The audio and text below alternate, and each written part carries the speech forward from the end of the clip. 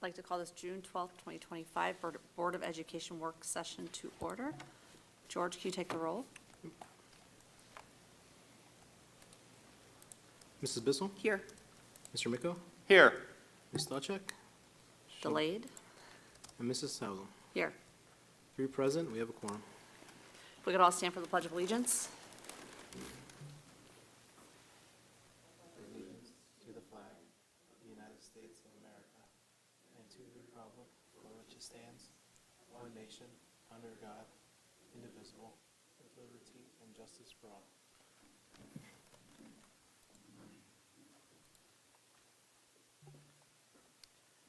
Next on the agenda, we will be entering into executive session for, To consider the appointment of a Board of Education member. do I have a motion? So moved. Second? Second? Motion by Mrs. Bissell, seconded by Mr. Miko.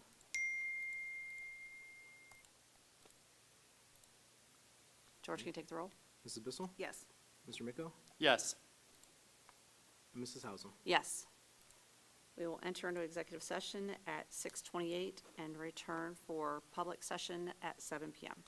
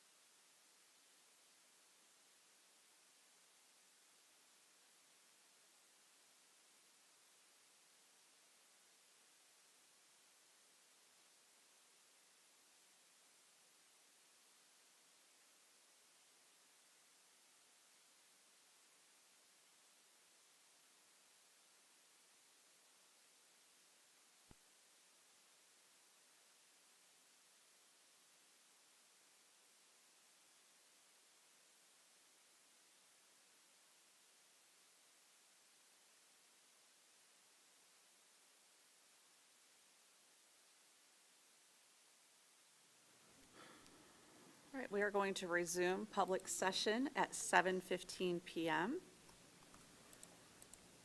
Next on the agenda is a resolution to fill our empty Board of Education seat. Whereas a vacancy has been caused on the Board of Education by reason of resignation, and whereas this Board of Education has the legal authority to fill a vacancy for the unexpired term thereof, now therefore be it resolved by majority vote of all the remaining members of the Board of Education of Strongsville City School District that Kevin Griffin be and hereby is appointed to serve as a member of the Board of Education of the school district for the unexpired term of June 12th, 2025, ending on December 31st, 2025. Do I have a motion? So moved. Second? Second. Any questions, comments? Hearing none, George, can you take the roll? Ms. Stavcek?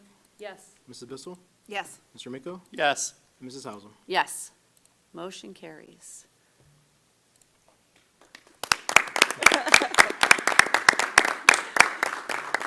Kevin, if you'd like to meet George at the podium.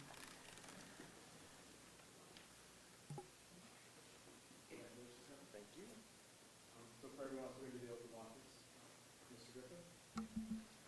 So raise your right hand and I'll read the oath and then at the end, say I do. Do you solemnly affirm that you will support the Constitution of the United States and the Constitution of the State of Ohio, and that you will faithfully and impartially discharge your duties as a member of the Board of Education of the Strongsville City School District, Cuyahoga County, Ohio, to the best of your ability and in accordance with the laws now in effect and hereafter to be enacted during your continuance in said office and until your successor is elected and qualified? If so, please say I do. I do. Congratulations. Thank you. Everyone is up to- All right.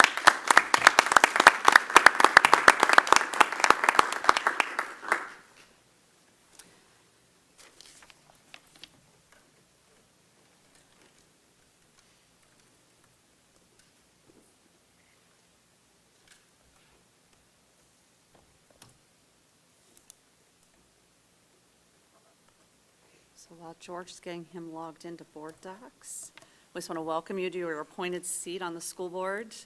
We're excited to have you join us. Your past board experience will be invaluable, and the references describing you as inclusive, a thoughtful listener, and a creative strategic thinker only reinforce how fortunate we are to have you with us.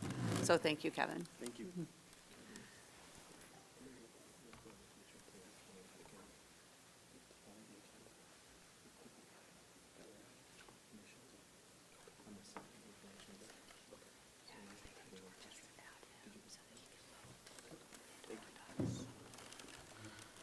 George, I know you've got some work you need to do to get him on. Is it okay if I go forward with strategic priorities? Yes, I could do that as we're doing the next Okay, sections. perfect.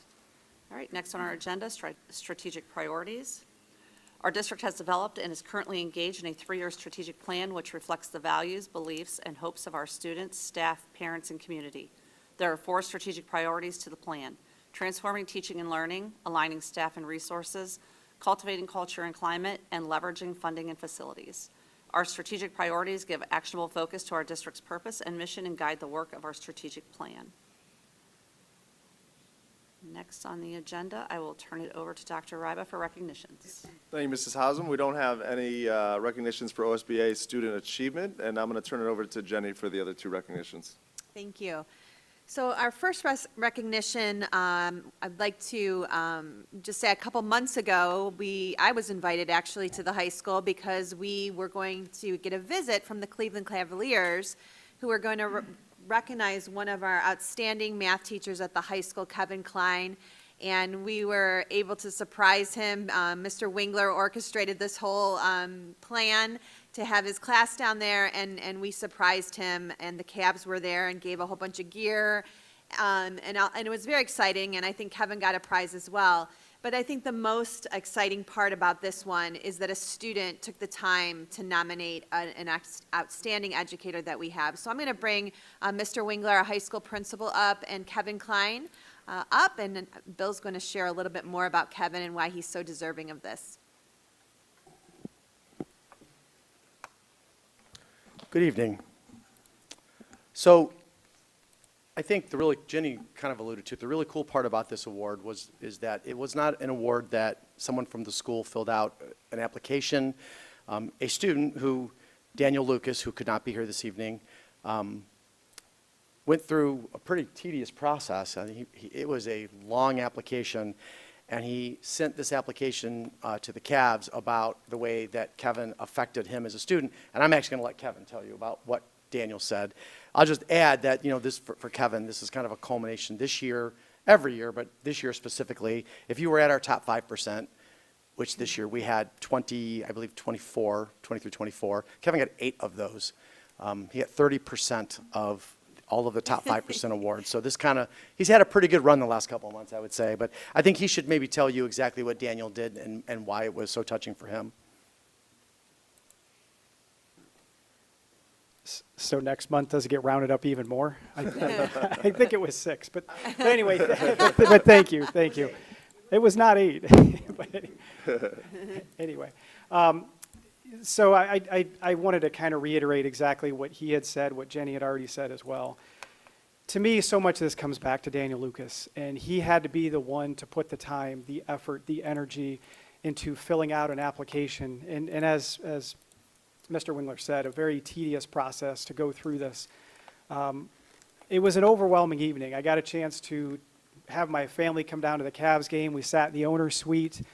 I got to go down on court and actually watch the warm-up. I met the head official that night. I've actually seen him doing several playoff games, and it's been pretty cool to watch him out there on the court now.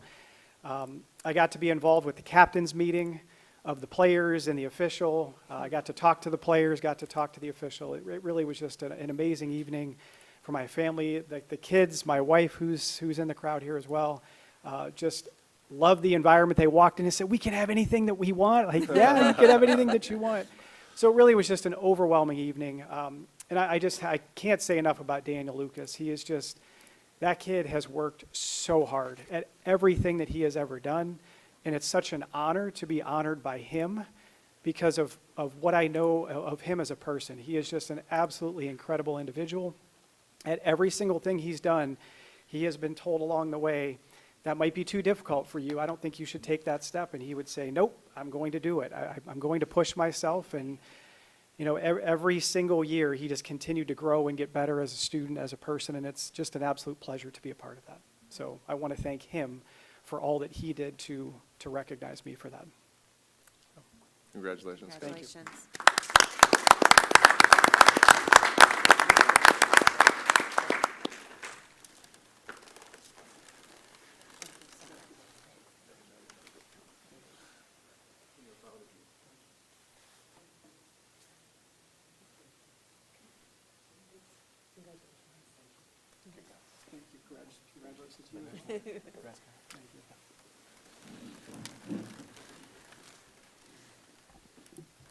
Next, I want to invite Bill Burdick from the Strongsville Knights of Columbus to present our Teacher of the Year Award this year. I think we started this, Bill, do you remember how many years? Is it 5 or 6 now? No, it's 8 years. Oh, wow, time flies. The 8th year, actually, next year is going to be the 10-year anniversary of us sitting down and Oh, talking about okay, the well, award. see, the years just blend and go together. Cameron's hairs was darker, and I had. Oh, there you go.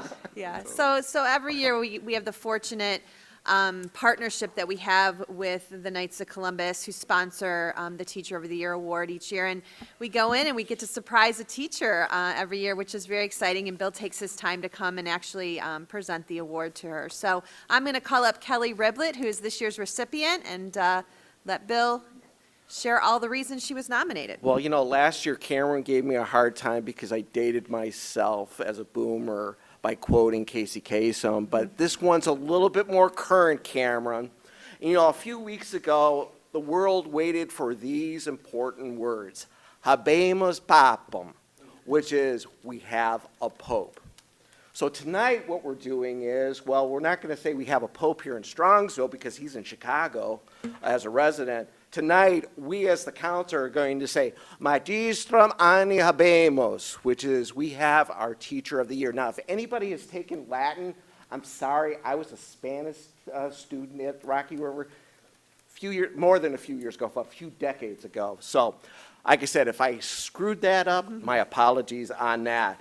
But on behalf of the Knights of Columbus, Dr. Ryaba, Mrs. Pelko, and all the principals here, Bill, and everything, we want to thank you for this community, the support of this community award. And tonight, as I said, we're here to honor Kelly Riblett as our Teacher of the Year. And as I have my cheaters on so I can actually read what's going on, and this is what was said about Kelly. Kelly has turned herself into a leader in our building. In the past 2 years at the school, she has taken a leadership role in creating pathways and opportunities for all students, not just her kids, okay, but everybody in the school and everything. She started the program that provides students with experience linked to our community, and within the past school year, she has brought in local businesses to help provide interviews for students. She also created a grade level learning pathway that included grade level events that provided students with experience with real life experience in that. And on behalf of the Strongsville Council of the Knights of Columbus, we do want to give you a certificate as well as the plaque that will be hung at the school for you. And on behalf of our organization, we want to say thank you. Who's going to have it from the council? And a certificate from the Board of Education. And no, you will not get red shoes, and no, you will not get a ring. We don't have the funding for that. But on behalf of the council, we want to say thank you and everybody who are involved. Like I said, next year is the 9th year, but the 10th year anniversary of the award coming into effect. So Kelly, thank you for your time, and have a great evening. Thank you. Congratulations.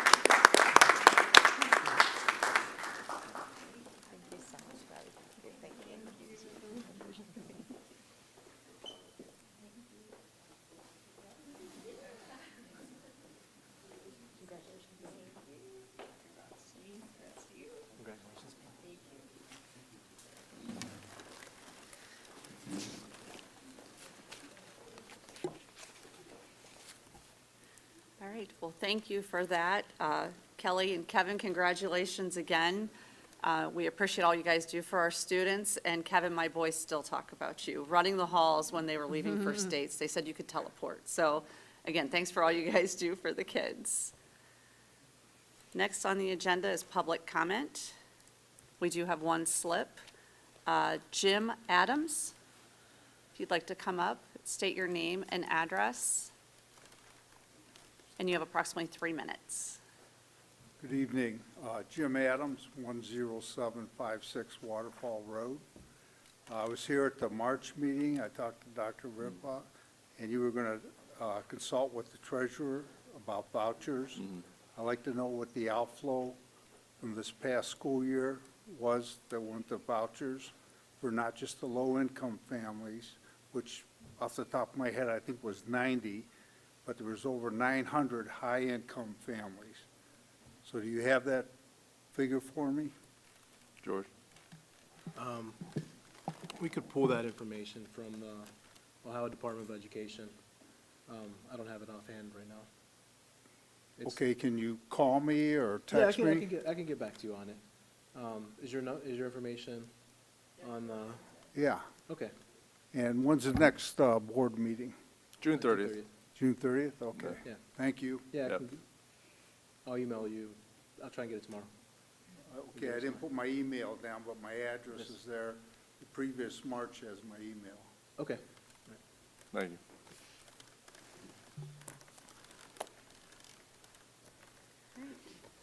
Next on the agenda is approval of minutes. Motion to approve the minutes of the May 21st, 2025 regular board meeting. All audio recordings will be a permanent part of the minutes and are available upon request through the treasurer's office. Video recordings shall be maintained based on the availability of the selected digital online platform. All right, next up, turn it over to George for treasurer's report. Thank you, Mrs. Hausum. I have one item for your consideration tonight. But before I do that, I wanted to give an update on the state biennium budget. It's been a busy few weeks for the legislature. Kind of give an update where that process is currently at. Earlier this week, on Tuesday, The Senate adopted their version of the budget, which is the substitute bill from the House Bill 96 biannual budget. The Senate made the following changes to their funding formula. Their continuing years 5 and 6 of the fair funding phase-in does not include any increases to the base costs. Guaranteed levels are at fiscal year 2021 and provides additional funding for enrollment growth and includes funding for districts based on performance and progress measures on the state report card. So we may see some increases there. Overall, for the state funding portion, based on their simulations, this is the most favorable version of the budget from the governor to the House. We're coming out ahead. We should see if this is in effect, we should see a $1.2 million increase next year and a $400,000 increase the following year. Overall, this is about a $500,000 increase for the 2-year period from what we originally had forecasted in November of 2024, assuming that the funding formula was going to continue. From the cash balance perspective, the House had a 30% cap on carryover cash balances. If you had a excess, the county auditor was to reduce your tax rate to get you that 30% cap. The Senate, they raised the threshold for carryover balances from 30% to 50%. And if you're over that 50%, the boards could pass a resolution to use those funds for permanent improvements over the next 3 years and submit that to the County Budget Commission. And based on the 5-year forecast that we presented in May, that was estimated to be at 49%. Depending on how we finish the year with expenditures, we could be slightly over the 50% or slightly under, so we're kind of at that 50%. Additional changes, they kept the provision from the House to reduce the 5-year forecast to a 3-year forecast. And that's it on the Senate bill. Then a new House bill was introduced last week, House Bill 335, which is their big tax reform.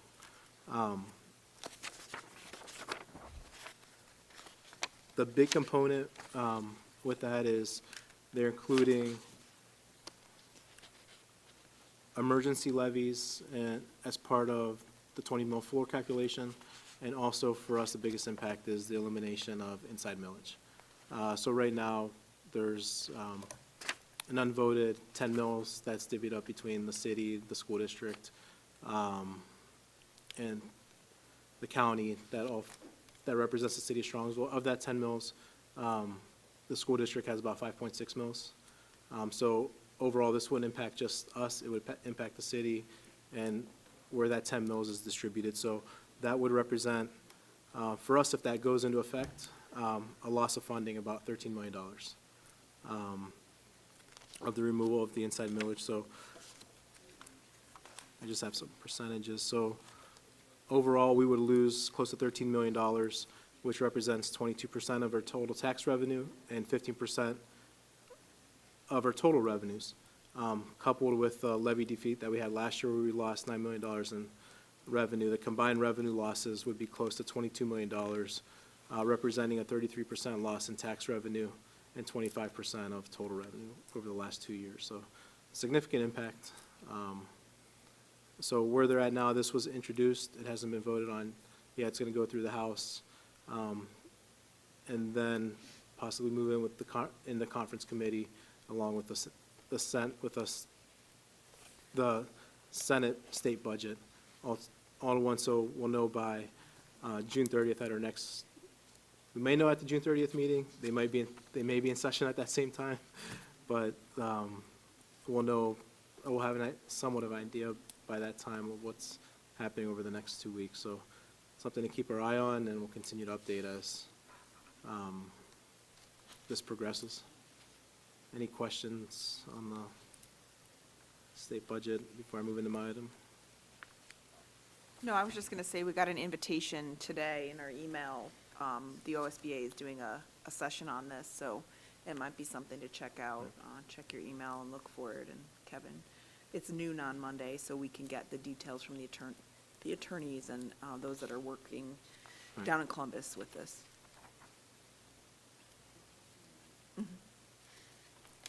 So I was just going to comment, some of the things that I was reading is one is that this House Bill 335 potentially eliminates inside millage, and the response to that is that cities, school districts, et cetera, can put that out to a vote and get it voted on.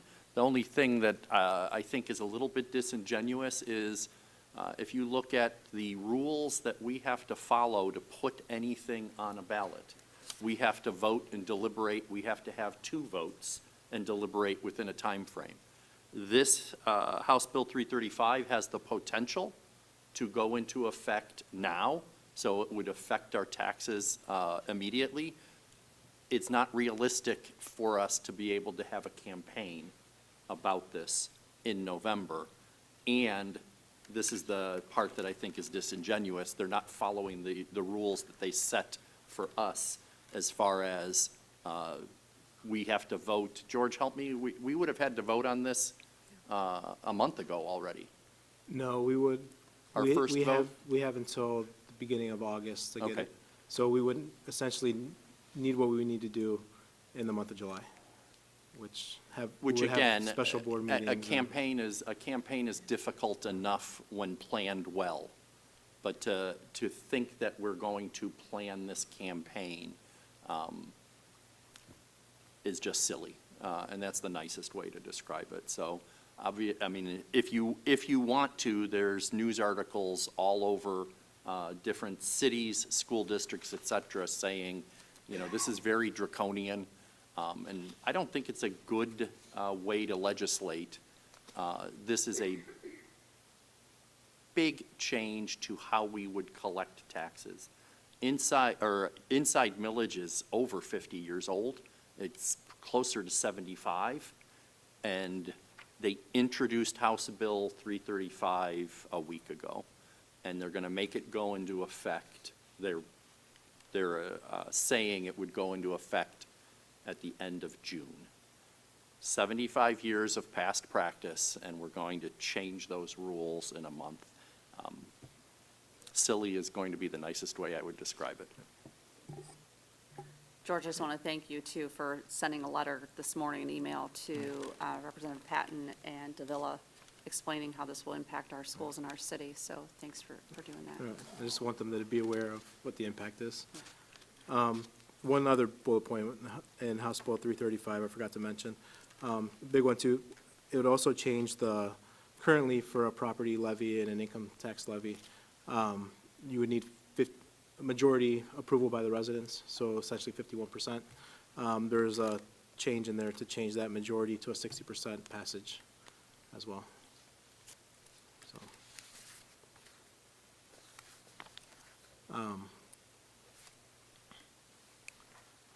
any questions on that before I move on? All right, so treasurer's report. So I have one item for your consideration. It's an invoice approval after the fact purchase order due to an emergency service.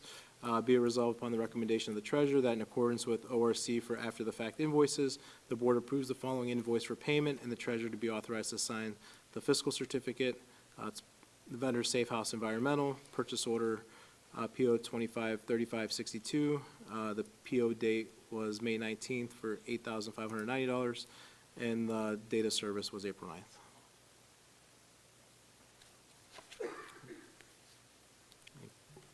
Any questions for George?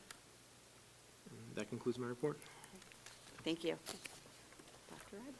Thank you, Ms. Hausum. So the first item is about mobile class units at Sarar. So as the board knows, we have mobile classrooms at 4 of our 5 elementary schools. 2 of them are at Sarar, and they're used for a variety of classroom purposes. Every one of them has gifted math out in the mobile units.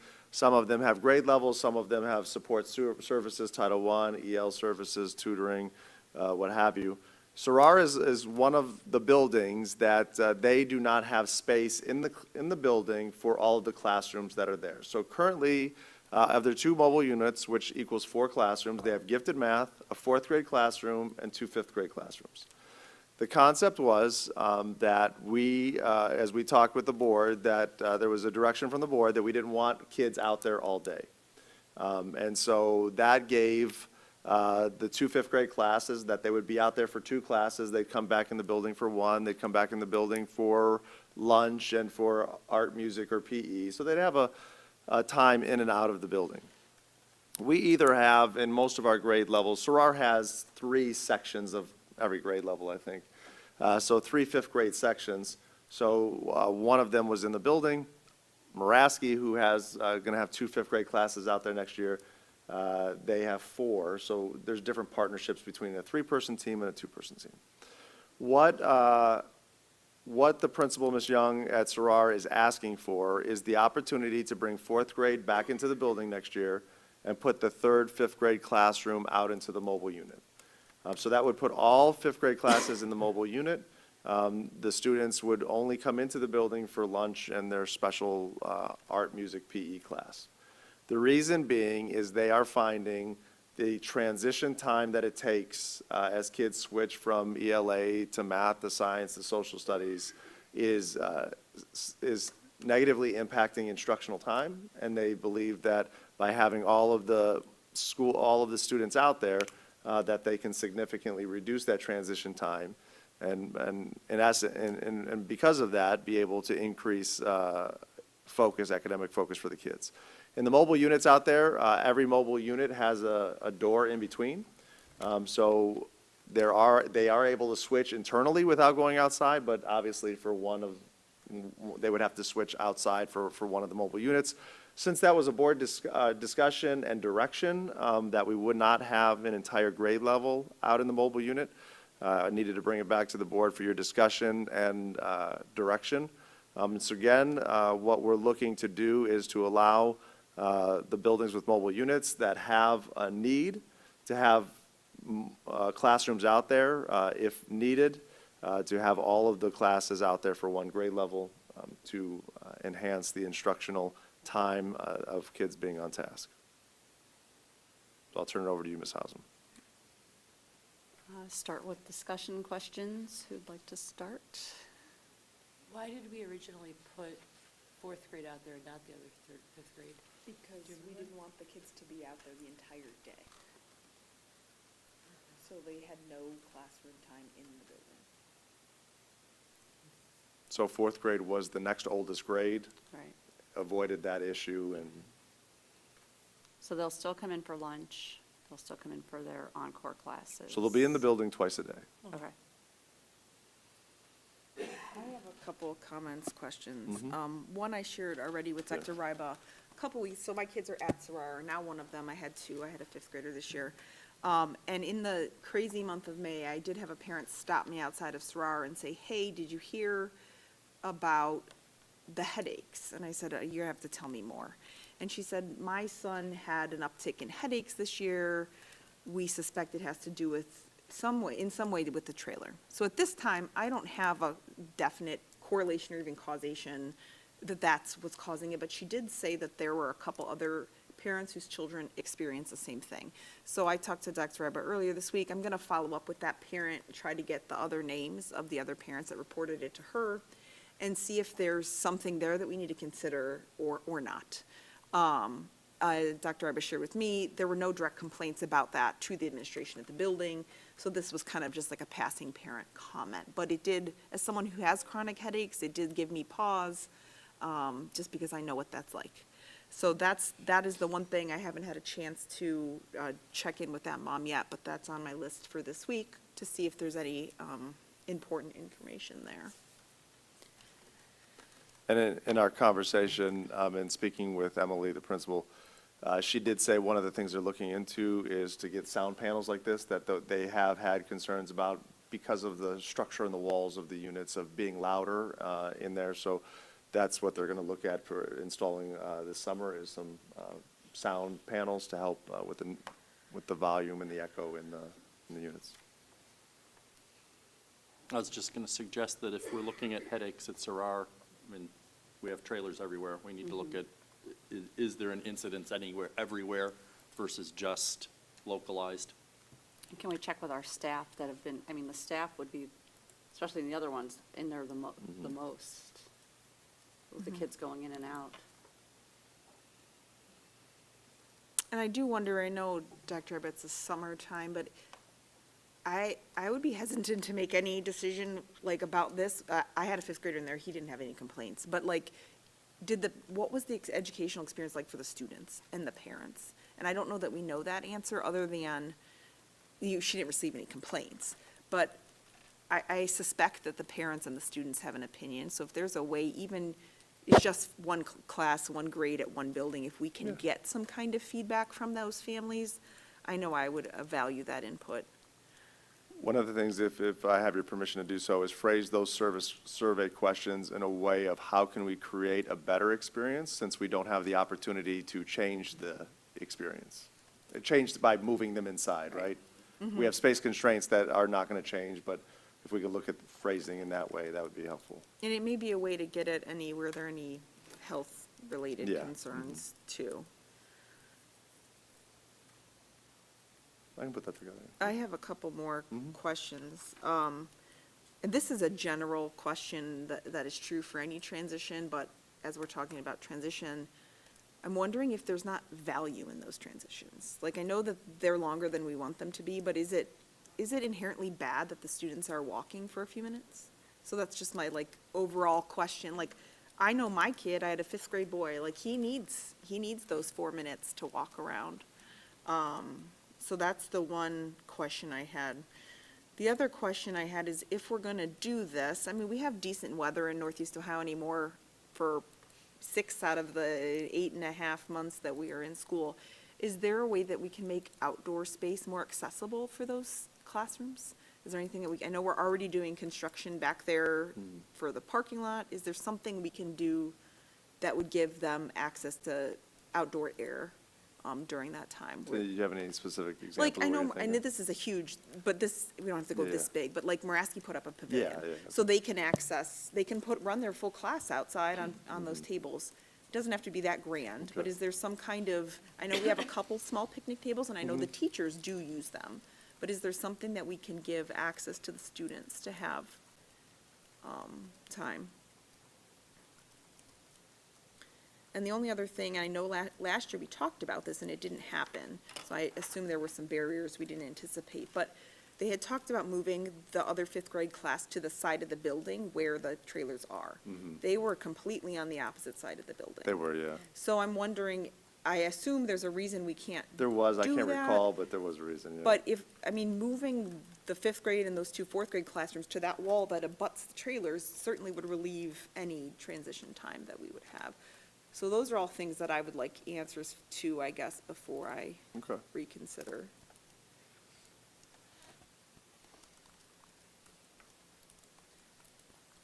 Bathrooms? So my only question is are we potentially switching where we're going to have interruptions? You know, instead of having interruptions when they're changing classes, are we now going to have interruptions when they need to use the facilities? And those exist now, but it's certainly more involved to have to leave the trailer thing. You know, obviously Emily's not bringing this to us because she thinks it's going to make it worse. So I would be comfortable to say, let's drill down on some of these questions and then, you know, ultimately try a 1-month experiment. And if it improves, great. And if it doesn't, you can have the fun of unraveling it 1 month into the class. And I see how much Is there an option B to that? Do nothing. Haley, do you have anything to add? No, I know that we talked about the fact that we couldn't do things like art because of like running water or Yeah. different stuff like that, Right. and music, but Yeah. I was just thinking to myself, if gifted math is there, what else possibly could go out there? I get the concern of why wanting to do this, but I also get the need to let the kids walk around, and if the bathrooms are indoors, and also just kind of the experience of having to get from point A to point B in a certain amount of time, and learning that responsibility, and learning that you have to have your stuff, and you gotta be responsible, and you gotta watch the clock. So I think there's a learning experience in that too, so it's difficult. Is there any way for us to know whether the kids care? Ask them. Well, is there a way to ask the sixth graders? Yeah, that's what I'm hoping that he's gonna do. Okay. When I went there for the extra mile, the one I was in, I asked the kids, how do you guys like this? And they said, they like it, which they could have just said whatever, but no one really had that many, Yeah, I mean, we may be anticipating something and the kids would be like, no. If at least for me, we started with the idea that it would be a negative to be in the mobile trailer for the entire school day. But kids are more, Yeah. I was gonna say, I have a friend perhaps who, they'll go, who cares? I have a friend who subs, and she says it's quite lovely in there. It's nice lighting. I would say and the natural light. Natural everything's light, great. and she said, once you're inside, you don't really realize that you're in a mobile unit, so. So quick process question, if I may. Does this topic need to continue to come to the board as changes are made or considered? Only those areas where the board has given direction as to what I need to implement. So if there's a lot of, like, the board has not said, like, what specific classes can go in there or cannot go on there, but that we have talked about this one. So I have the ability as superintendent to make decisions for all of that, but this is a unique one because the board gave that consensus that this is what we're going to do. Did you have any other? While we're on this topic, are there any other trailer, mobile unit, situations or anything? Like, is everything going along well? Yeah, everything's going along as planned. There's been, obviously this fall, it took us a little longer to get things going than was expected. So over the summertime, they've done it with some of the units already, but putting gutters on them so that then they'll put awnings as well. So they're doing some upgrades there, window coverings, things of that nature that they've been going around. So it's more enhancements to the mobile units and the ability of students to traverse in and out and staff and address the elements. So that's that piece of it. So, but no, pretty, as Laura said, it's just another classroom. Not the most aesthetic classroom that's out there, but it's another classroom for us. I think that the last point that I would make is we are not reducing our need for the mobile units. We haven't added any, but I think it's important, this has been a topic for the last 2 years, it's important to note that we have the mobile units because we no longer have enough accessible and adequate space in the buildings, and that still continues to be a need, and a pressing need that we have at our elementary levels. So I will go through all of the items the board's shared, and then loop back, and hopefully we can loop back at the June 30th meeting and get some direction at that time. Great.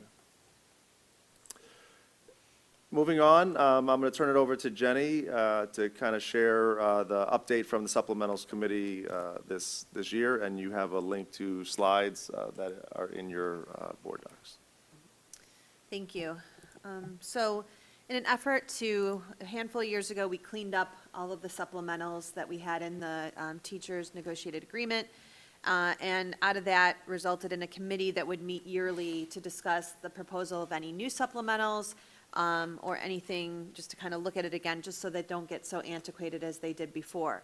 So this year, the committee has 2 supplementals for your consideration. One is National Science Honor Society. So just to kind of anchor you, we do have obviously National Honor Society. We have the National Art Society that you've approved. We also have the English Honor Society. So this, again, now parallels some of those. This club, or society, I guess, it primarily runs the science fair at the high school. So if you've attended that, it's a big production. And so they've been working in, collaboration with students and volunteers to make that happen for the last 2 years. Initially, I think they had 75 members the first year. They've raised it to 80 in the second year. So it continues to grow a little bit. So it parallels that. It is rather one of our more inexpensive supplementals. Like I said, the job fair is the science night is the main event, but they also do some job fairs with the kids after school. where they focus on science-related careers, and they have the opportunity to meet community members and kind of talk about those potential careers or majors that they could study in the science field. They also perform community service activities like trash cleanup. They do science study tables for students. And they also work with middle school students just to kind of integrate them into what science courses they have offerings at the high school and what to expect in those courses. So there's a little bit of alignment there with middle and high school. So that is the first one. So I'll pause there. If you have any questions, I did indicate what that would cost we have 4 levels, and the experience levels are there at the bottom for you. So the first one would be $940 this upcoming year if the supplemental was filled. And we have someone in place that's been doing it Yes, voluntarily? Laurel Maher has been doing it for years, yeah, the last few years. Yes. Any questions on that one? The next one is for girls wrestling. So I think, I don't know, maybe a month or so ago, we had our girls wrestlers come, and they had a great season. So, you know, if you're not aware, wrestling, girls wrestling in particular, has started to become, you know, obviously a sanctioned sport, and it's being recognized as one of the fastest growing sports. And so the year before, 2 years, I think we've been growing the program. I think initially we had about 10 girls that wrestled. They're up to 14 now that they anticipate for next year. And like you heard from the girls and from, you know, the coaches, that they really have been successful and growing the program. And so with that, the other part of this one is we always look at our Title IX proportionality, which is very important whenever we look at adding boys or girls sports. And so currently, the ratio that we have right now is we have 12 boys sports and 11 girls sports. So this would equal out 12 and 12. You know, we also look at how many girls participate versus boys, so this ups the girl participation to be a little bit more equitable as well. And so, again, just moving from a voluntary sport where they kind of combine with the boys a lot. So a lot of the fees were already covered because we were paying for the boys anyway, and the girls were joining that. But obviously the coaching, the supplemental piece was not.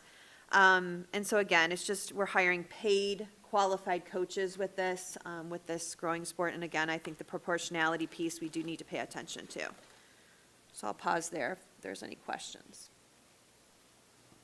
I just have one question. Yeah. The $9,398 there, are we looking to hire one person for that amount, or is it going to be divided among several, or do you have any Yeah, idea? no, thank you for that. Right now, the recommendation is just to hire a head coach, that they don't feel the need for assistants at this time. But that may be coming in the future, given the numbers, if they grow. They may need an assistant to help out, so. Yep. Do we have any middle school girl wrestlers? I don't believe so. Okay. have one rising seventh grader. Okay. Just from my experience in the youth program, there was a 6th grade female that's going to be a 7th grader next year. She was pretty good. We've always had the opportunity, and we've always had female wrestlers. You know, wrestling is the one sport where before this, they all participated on one team. Yeah. Title IX accounted for both, you know, girls and boys. So middle school females will still have the opportunity to wrestle, but be a part of a combined team, where this would have separate female team, male team. And there's more at the younger levels too. Yeah, that's awesome. you go. I love it. So I would equate it to lacrosse. Yeah. Right, lacrosse years ago, 10, 11 years ago, we started with just a varsity sport. Then we added a JV program. Now, we haven't added a middle school program because there's not other middle school lacrosse teams to play. And so that's one of the things you look at is what is the opportunity within our league or within the area to compete in games. So, you know, that's one of the things, as George said, if you see a trend in this area of the city, that girls wrestling is going to the middle school level, then that's something we would consider. As the board considers this, a few things to just keep in mind. First of all, based on our teacher's contract, we have a lot of supplemental contracts in there And one of the phrases that's in there is that the board determines which contracts will be offered on an annual basis. So by saying yes to this, this does not mean that we offer it every year, but it's obviously our intent to offer it. We do have a couple that the board approved as a part of the contract agreement a couple years ago that are not being implemented just because of student interest or things of that nature. Jenny, do you know off the top of your head? Yeah, I know, we really haven't offered Model UN yet. That was one we paused on. We really haven't had an interest right now. And then mock trial is another one that we posted, but we didn't have anybody to do that one. So that's probably another one that's not gonna be offered this upcoming year. So those are two that, out of all of them, that won't be. And so at this point, what we ask the board is for consensus on if you are agreeable to add these as supplemental contracts. That then necessitates a MOU between the district and the union that the board would approve. And then ultimately, your approval of these supplementals would be after we post them and find a person, and then it's on the agenda as a recommendation for Laurel Maher as the National Honor Society, Science Honor Society supplemental. So that would be the process. So tonight is a consensus and direction of whether the board is good with adding these as supplemental contracts, and then that process would go into place. Questions, comments? What are our deadlines? When is it too late to make the decision?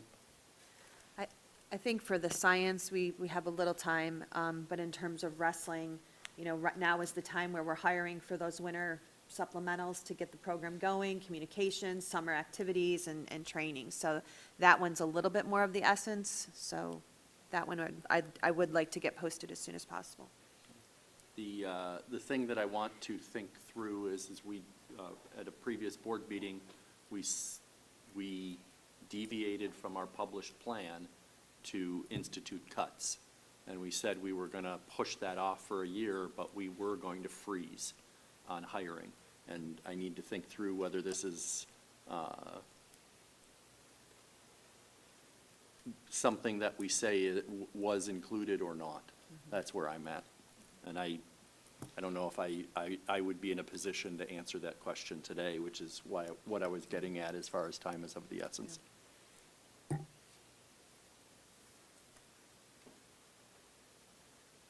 Yeah, I mean, that was the one thing I was thinking about too, is where this is not the first time we've had something come up. And, is it adding or is it trading? That's, as Jenny pointed out, what is that narrative, I guess, and how do we defend a decision? And what kind of precedent does it set for the future? So I think those are good questions, and I think it'd be helpful to give our new board member also, time to think on this. Have there been any other supplemental roles that have come up that the board has said no to in the last year?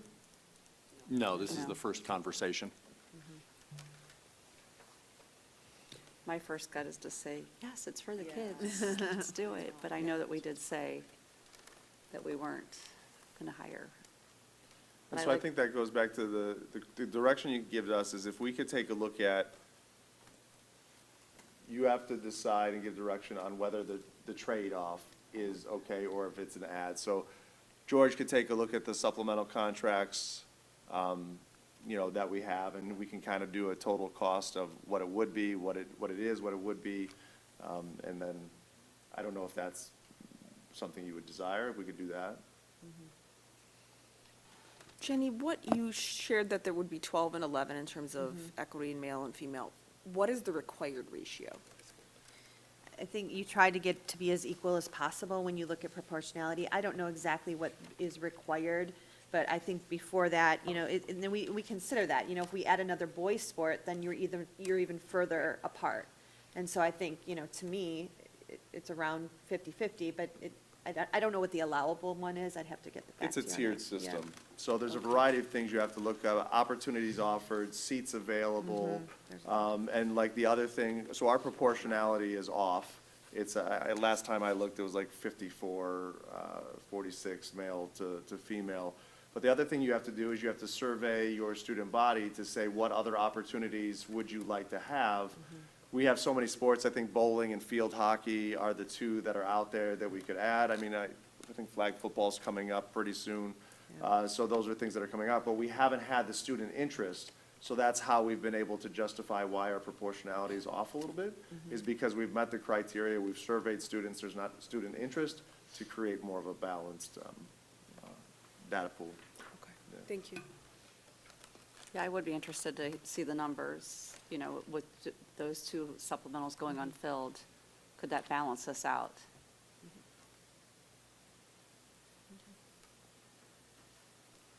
We can have that by the next meeting. All right, thank you. Moving on to, let's see where we're at. Business services. Be it resolved upon my recommendation that we rescind an item. So this item, if you remember, the board previously approved addressing our speaker issues at Packatan Stadium.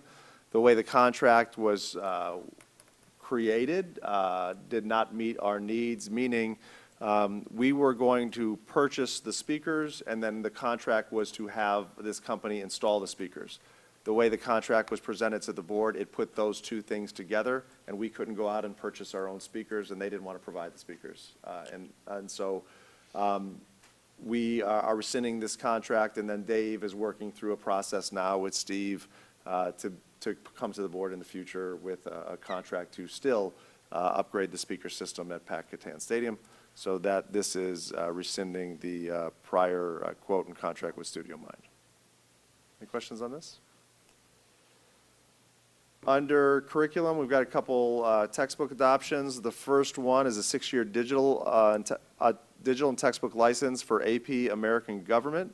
It's been recommended by the professional staff and reviewed by members of the community for a 6-year total cost of $17,940. The second one is for AP European History. Again, a 6-year digital and textbook license for that coursework. The 6-year total is $5,047.57. And again, this was thoroughly reviewed by staff and community members. Now we have a series of trips under 3. These are all, most of these are summer camps. So under number 3, we've got the varsity high school hockey team, June 20th to 22nd. They're going to Bowling Green.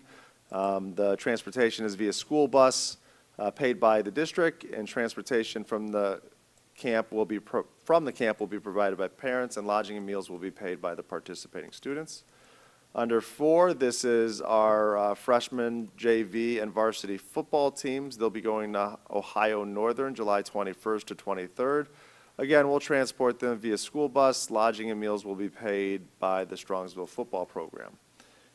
Number 5 is an after the fact just because of the timing, and so we had a great student representation at the state track meet. So this one was to grant permission for the high school boys and girls track and field teams to travel to Columbus for the state track and field championship that already took place on June 5th and through 7th. Transportation was provided by our school buses, and lodging and meals were paid for by the student track and field team and Strongsville athletic boosters. And finally, we have our varsity JV and freshman cheerleaders that will be traveling to Mount Union for their camp on July 8th to 10th. Transportation will be by our bus, and lodging and meals will be paid by the students participating. Any questions on the curriculum report? Under student services, we've got one change. The first item is entering in a PSI services change for the amount of $1,152 to service students in extended school year. Number 2 is a program, so be it resolved upon my recommendation that the board enters into an agreement with Abre to provide the Abre app. Well, that's a long title. So it's basically the Abre program. It's a 24-month contract starting July 1st, 2025, ending June 30th, 2027, in the amount of $100,662. So I've shared this with the board, but this is a software application that gives us the ability to take all of our data and analytics from various data sources and put them into one portal. It also has the ability to run its own analysis and collect its own data through surveys or feedback or other tools that we want to input. The one thing that I like about it is it's custom made. You can make custom made dashboards. So the contract, you purchase credits, And X amount of credits are able to use the company to develop a dashboard for how you want to see data, what you want it to be. And they also have pre-made dashboards that are not a charge.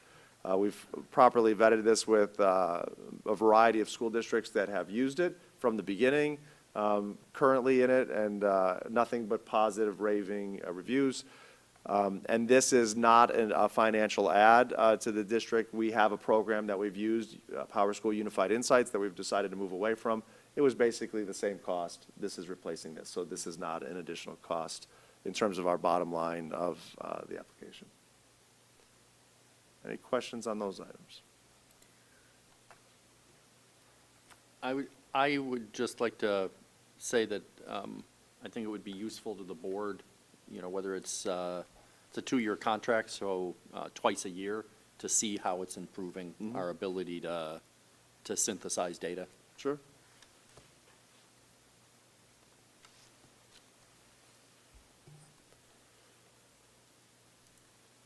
All right, moving on to human resources. Under item 1, we have the abolishment of non-certificated staff.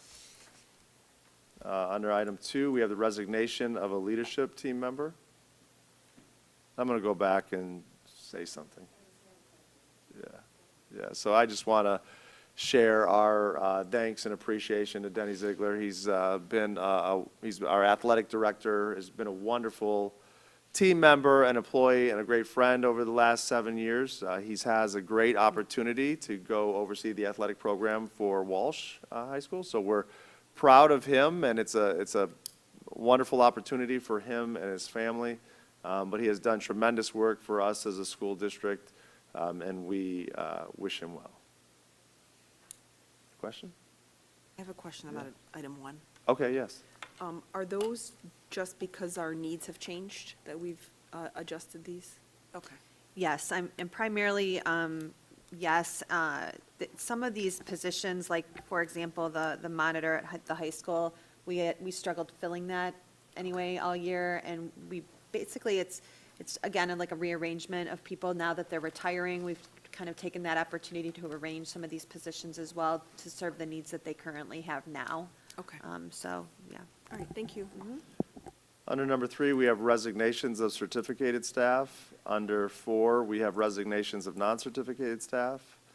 Next, we have retirement of certificated staff, as well as retirement of non-certificated staff.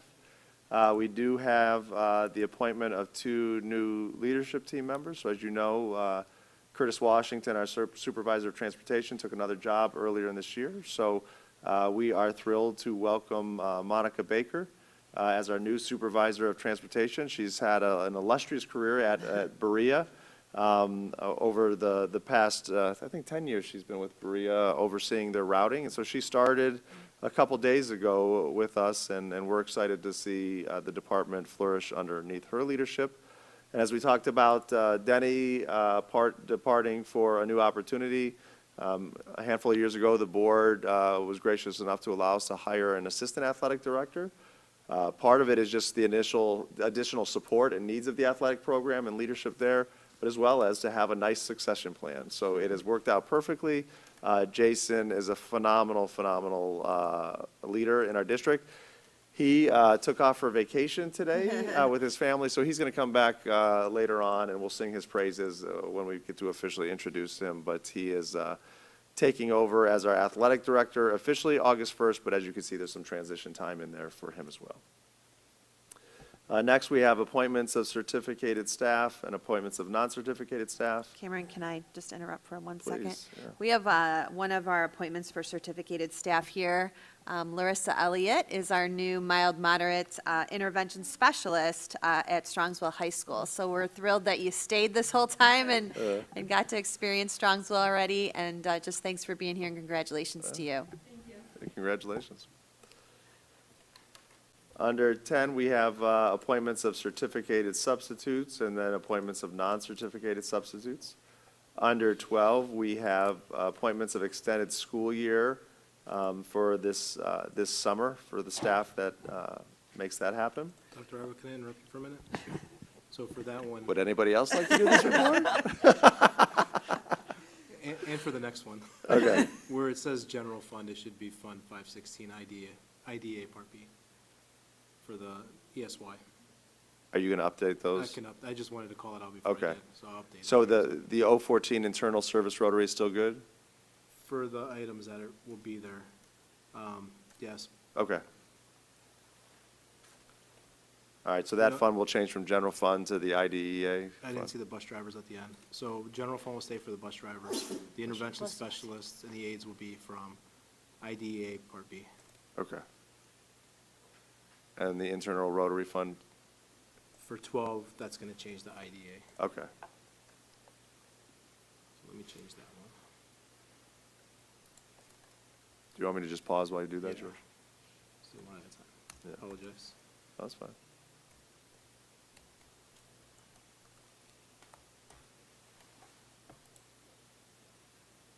Okay. All right. 13 is appointments of summer learning. So those are our ESYs for our students with disabilities. Summer learning is for our secondary advancement and credit recovery programs, as well as summer instrumental programs. Does that one need to be changed at all, George? General fund's going to come out, it's just the 014. Okay. Item 14 is appointments of Insight, for the Insight Summer Program. So this is a ESY program off-site that we need to provide transportation for. Is that one good, George? Okay. And then we have very similarly appointments for drivers and aides for the Kids Link Summer Program. 16, we have appointments of certificated supplemental contracts as well as appointments for certificated supplemental contracts extended time. I apologize, the 16 was for additional time. So in the SEA contract, we have additional time is considered for, as you could see, those four positions that their job requires them to work outside of normal contracted hours, so they have some additional time that's built into their contract. Extended time is just additional days. So these days are at the end and beginning of the school years in the summertime before all of our other staff comes back. 18 is additional time for a leadership staff member, as I shared. Curtis Washington resigned earlier. Kathy Starrick had to take over some of those duties, and so we need to pay her at the supervisor rate for those hours in which she took over those duties that were supervisory duties. Number 19 is additional time for non-certificated staff. 20 is contract recommendations for non-certificated staff. 21 is security services, the Strongsville Police Department. So this provides our rotating officers throughout the elementary buildings and preschools, pay for them. Number 22 is for our EMIS technology coordinator. This would be used, Teresa Williamson is a recent retiree. Chris Brown, if we need any consulting services from her, this designates her rate. We have two webmasters that help us out, and this is for stipends for those positions. 24, we have leave of absence for certificated and leave of absence for non-certificated. And then under 26, we have unpaid leaves of absence certificated. And then finally on 27, we have volunteers and chaperones. Finally, under technology, we have two items for your consideration. The first is a revision to the June 13th agenda. The term of the agreement is 3 years at a cost of $2,545 per month for 36 months, which equates to $30,540 a year. And the current contract is effective through August 31st, 27. There was a box that was mischecked on the contract that said a 1 year when it was supposed to be a 3 year. So that's all this is doing, is it's revising it to remove that checkbox, but it's basically what you approved before. Next item is be resolved upon my recommendation that the Board of Education approves the purchase of a MS server license for Windows servers, as you can see there, for a total cost not to exceed $13,900.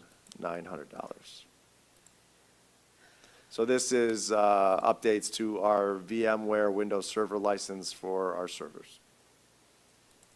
If you think I know what that means, I just read it off a slide Dave gave me. You gonna question it? Okay. I'm not going to embarrass our superintendent. Thank you, I appreciate it. That concludes my report, unless there's questions. Any questions? All right, thank you. Next on the agenda is a consent calendar, adoption of consent calendar. Action by the Board of Education, adoption of consent calendar at this point of the agenda means that all items appearing in this agenda denoted as type-action consent, which items constitute the consent calendar, are adopted by one single motion unless a member of the board or the superintendent requests that such items be removed from the consent calendar or voted upon separately. Do I have a motion? So moved. Second? I need to remove something before you do that. I was going to ask that, Do we- Can we do it after, or do we have to do it before? Do it before. do it before? Okay, sorry. I need to remove item M27, please. My husband is listed as a volunteer. Oh, good catch. He's going to be going to Washington DC, so I'm sure that'll be a lot of fun, but just so that I don't vote on my own family's items.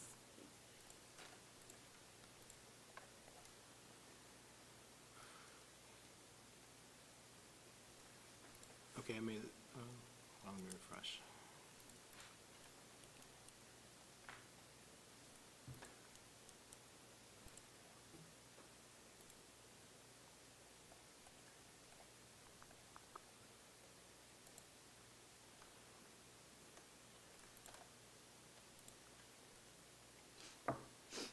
Okay, I made the change. Okay. Or to remove it from the consent.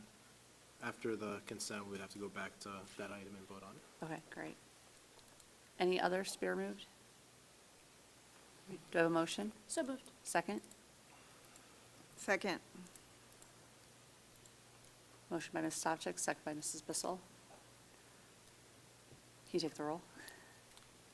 Ms. Stavcek? Yes. Mrs. Bissell? Yes. Mr. Miko? Yes. Mrs. Hausum? Yes, Mr. Griffin? Yes. motion passes. His first vote. official vote. Did I do all right?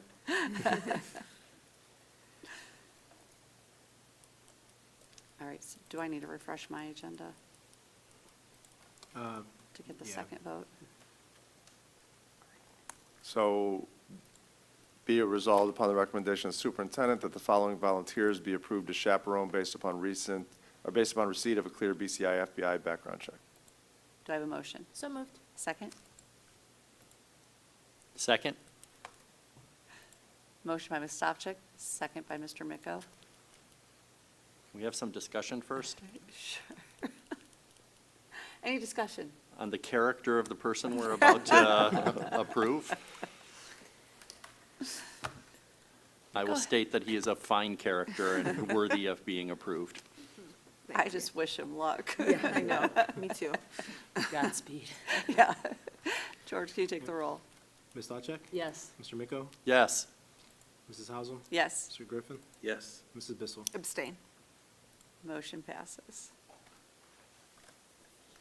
Next on the agenda, we have first and second reading of bylaws and policies. If you have any questions, please reach out to Michelle or Haley, and Kevin, we will get you copies of that for your reading pleasure. May I make a comment here? Yes.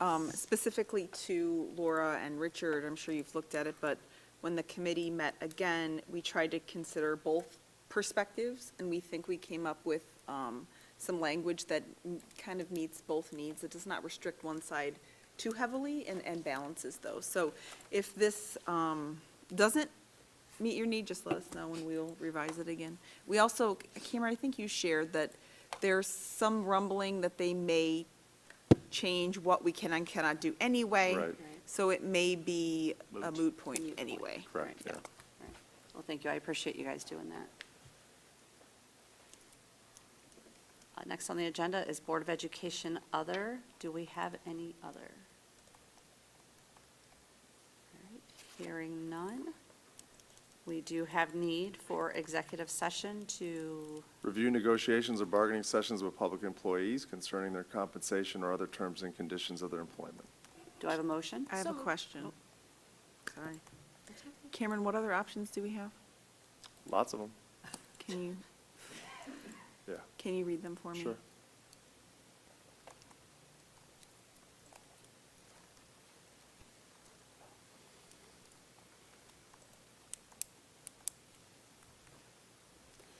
consider the appointment of a public employee or official, to consider the employment, they're all very similar. To consider the appointment, employment, dismissal, discipline, promotion, demotion, compensation of a public employee or official. To consider the investigation of charges or complaints against a public employee, official, licensee, or student. To consider the purchase of property for public purposes. To consider the sale of property at competitive bidding. To confer with an attorney. All the negotiations, one, to prepare, conduct, review. To consider matters required to be kept confidential by law or regulations. To discuss details relative to security arrangements. And to discuss confidential information related to an application for economic development assistance. Can you add the first one that you read, please? Sure. The appointment? Is the evaluation under there as well, is that the Employment, second yeah. evaluation? Okay. Thank you.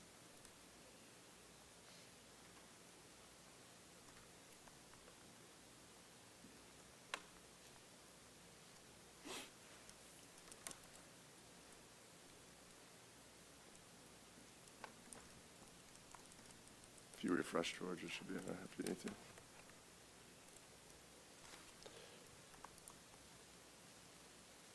As well as to consider the employment of a public employee or official. Do I have a motion? So moved. Second? I'll second it. Motion by Ms. Stavcek, second by Mrs. Bissell. Any other comments or questions? Hearing none, George, can you take the roll?